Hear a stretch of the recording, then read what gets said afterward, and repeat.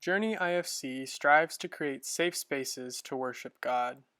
Know that you are welcome just as you are, regardless of religious background or lack thereof, skin color, political affiliation, sexuality, age, culture, or any other label you own or society throws on you.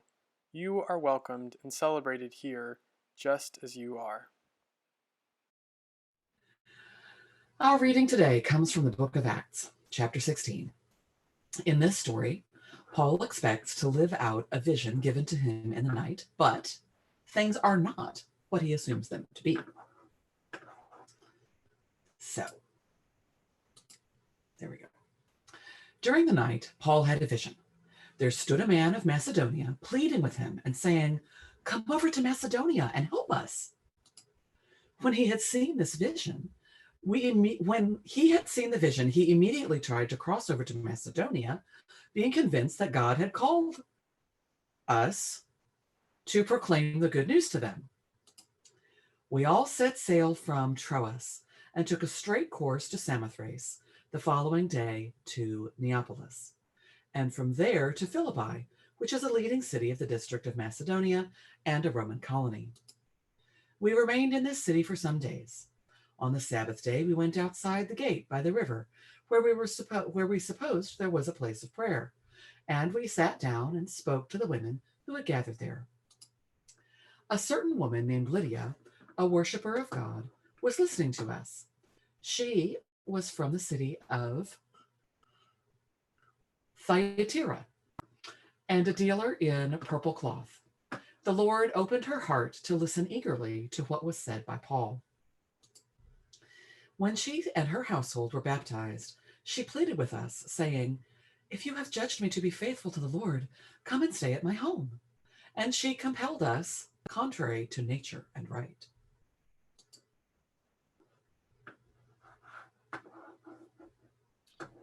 So, if I'm being fully honest about the spirit language and all the dream stuff, I tend to get pretty skeptical. If I hear, oh, God spoke to me in a dream, something in me goes, I don't know, because I always start wondering, like, is it really God talking, or is it just my ego projecting what I want onto God? I don't know what you feel about, dreams and all of that, but sometimes I find myself going, are we sure about that? But I'll be honest, I did have a dream once where I was like, oh, this has to be a sign. And I was in probably high school, probably like my junior year. I was starting to look into colleges, where I was going to go. At that point, I was a good Presbyterian. I wanted to be a Presbyterian minister at that point. And so I started looking at Presbyterian schools in Texas. And so that narrowed it down. I looked at Shriner, where I ended up going, and that's where my sister went. So I knew it. It was familiar. I also looked at Trinity and San Antonio. And then I learned that they're not really affiliated with the Presbyterian Church anymore, and went on a tour there and didn't love it. And then my third choice was Austin College. And I had connections to Austin College, a camp I grew up going to.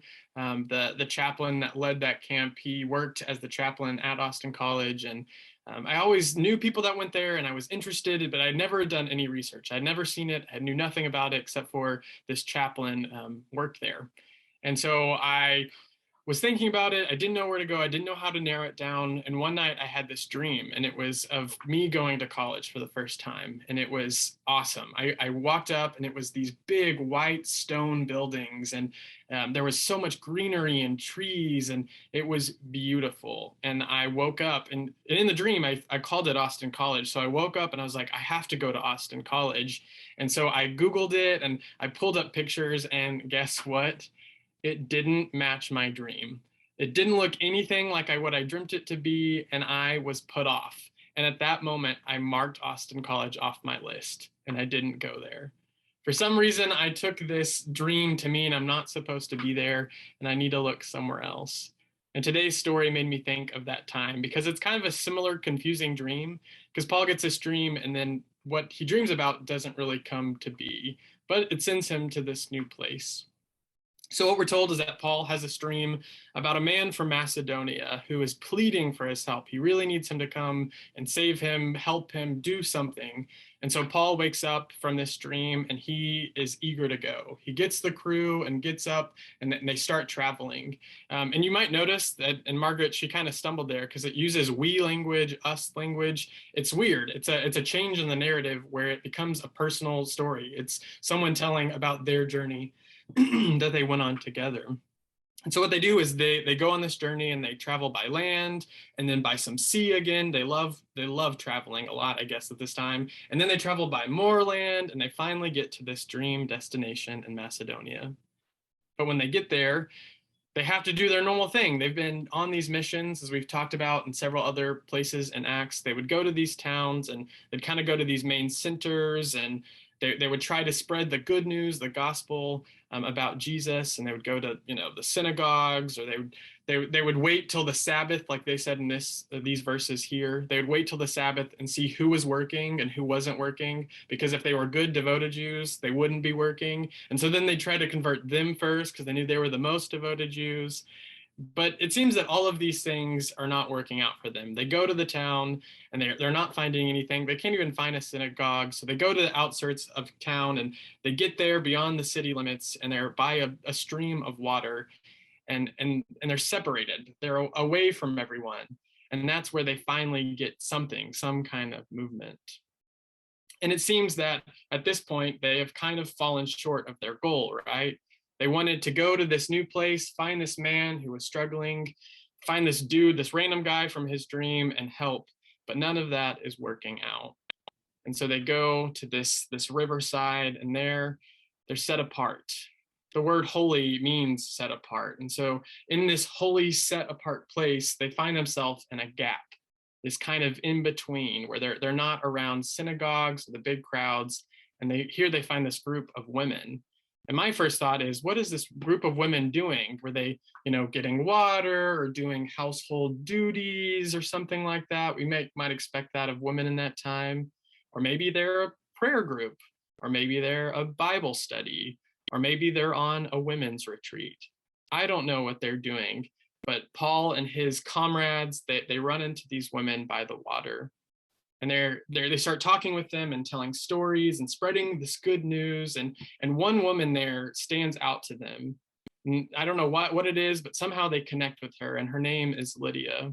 And as I've said many times in sermons before, anytime a woman gets a name, this is a big deal, because oftentimes they're just called wife of, or called servant or slave, but we get a name of Lydia.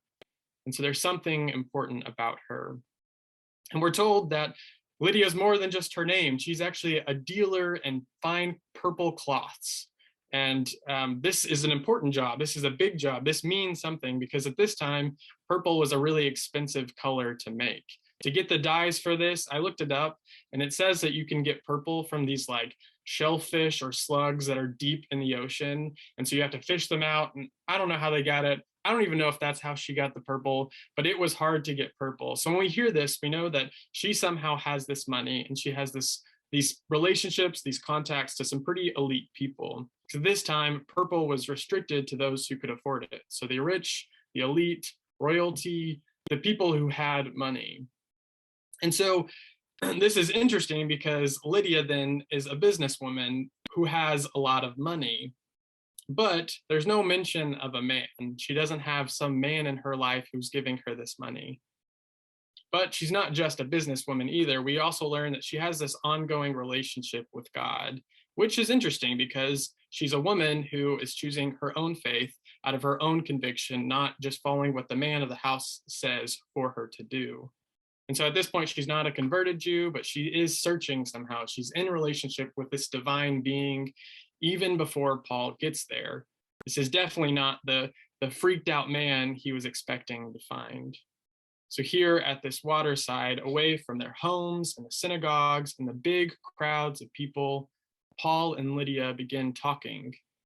And Paul seems to find his first convert, which I don't think we can call her that because she was kind of already on her way. But he finally finds someone that makes him feel like, wow, this trip was worth it.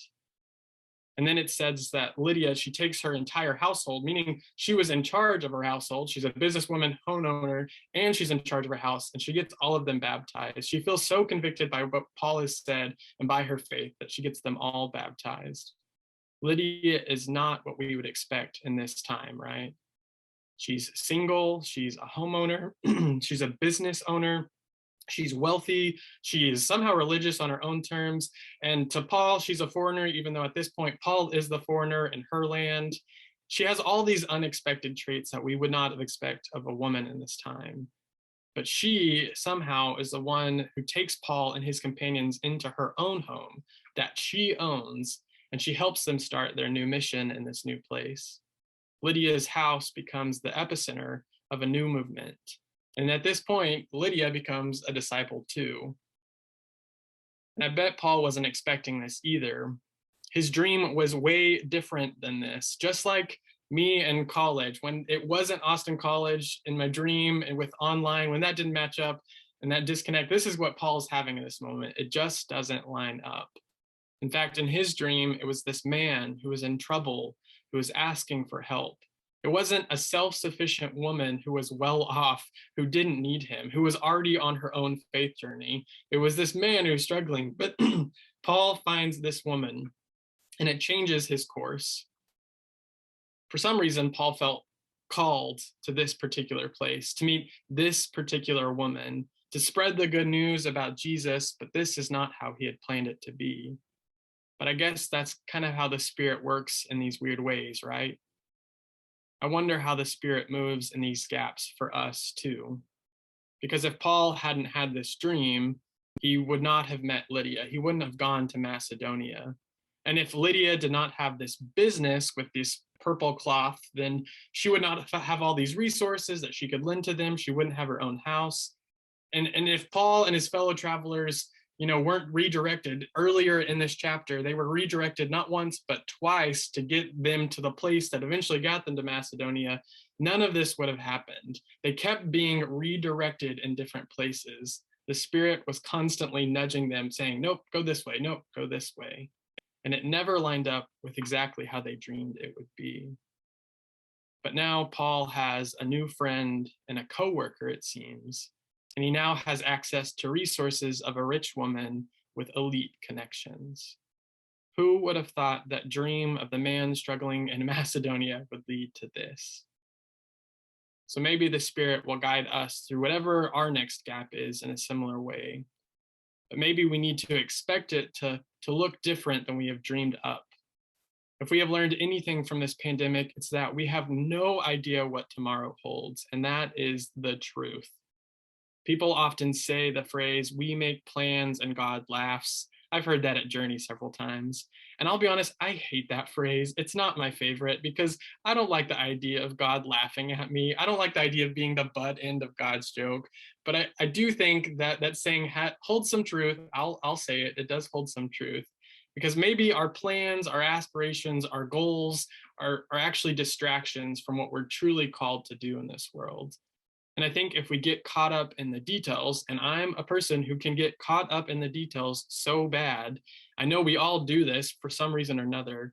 I think if we get caught up in these details, we'll miss the great opportunities right in front of us, just like Lydia. So maybe this week our call is to be open to see what God is doing in our lives. Maybe it's to be flexible with our goals, or maybe to get rid of our goals altogether and just be in the moment, to live into our journey fully and stop trying to give it some outcome that needs to look a certain way. I think for me, this story, though, is a reminder to see God's Spirit in those whom I least expect it to show up in. So I want to say a big thank you to the Spirit for giving us the story of Lydia, who defies our expectations and teaches us that where we are right now is exactly where God has called us to be. And maybe the people who have been placed around us and the resources we have received or even earned ourselves, maybe those are blessings that remind us to keep going, that we are on the right journey, even if it doesn't fit our dream. And maybe if we stay super flexible, if we limber up a little bit, this Spirit can lead us through this next gap in this wonderful, profound, and life-giving way. Amen. Jacob? Yeah. I read a quote this week that sort of speaks to that. Can I share that? It's from the Dalai Lama. Please do. That sounds perfect. There are only 2 days in the year that nothing can be done. One is called yesterday, and the other is called tomorrow. So today is the right day to love, believe, do, and mostly live.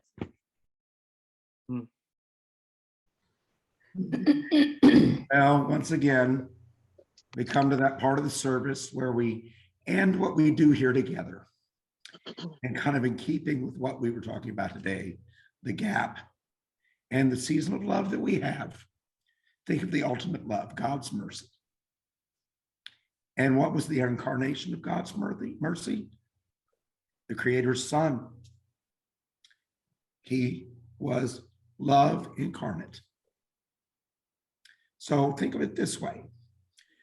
In order to bridge a gap, a lot of times it takes unconditional love. The Ten Boom family, love for the Jewish people that they knew not who they were.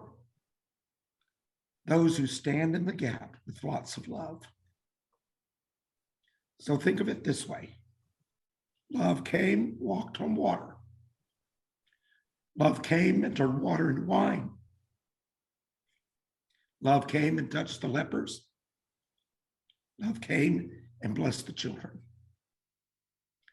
Love that was both human and divine. So praise the wisdom of God, the Creator, who spoke through the Son. Remember, God is still speaking, and he calls us to something called the glorious impossible. Go and be that glorious impossible in the world today and in the week to come. Amen. Amen. Amen. Amen. Amen. Well, that's lovely, Joe. Thank you.